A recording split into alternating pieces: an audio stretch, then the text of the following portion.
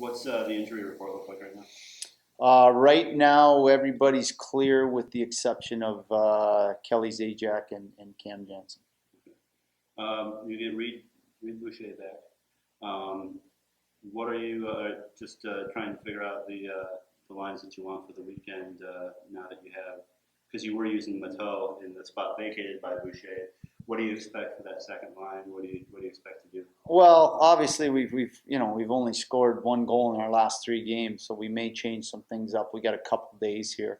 May actually look at Boucher and Mateau together. We did that today in practice, but not real long as far as a skate goes today. So we'll do some more line combination stuff tomorrow. As far as line rush and stuff like that. But look at moving Bush to the right side with Mateau on the left. What you look at the early part, first couple of games, the team's averaging about 5 goals a game, and then kind of fell off the last week here. What's the Well, I think it'd be nice to sustain that scoring pace, but I realistically I don't think it's going to happen, and I think teams get ready for you a little more when you're a top team as we have been, and when you're scoring that much.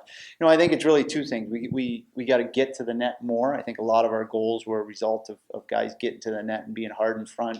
Whether the guy going to the net gets rewarded or not, he draws coverage and causes problems for the goaltender, and then getting pucks to the net more. I think the combination of those two things have to be better. And then on the other side of it, the power play has dried up a little bit on us here. We had a couple good looks the other night.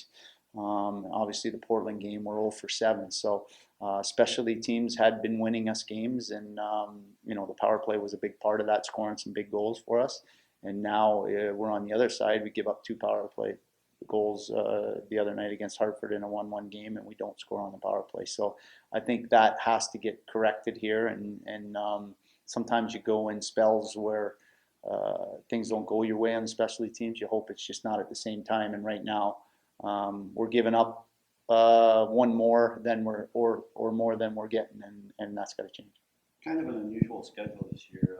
There's a lot more home and home, back-to-back days with teams. This weekend, 2 games in Bridgeport.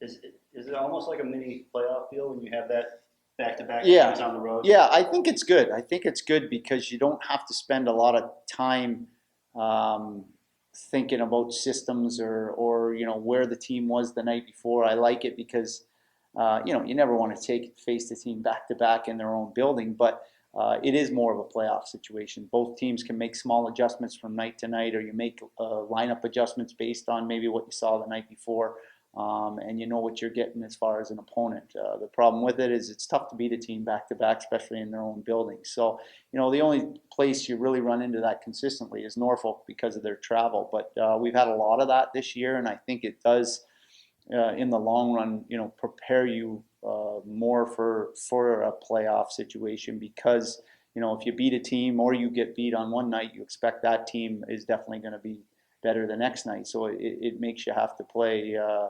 your best hockey in order to get points.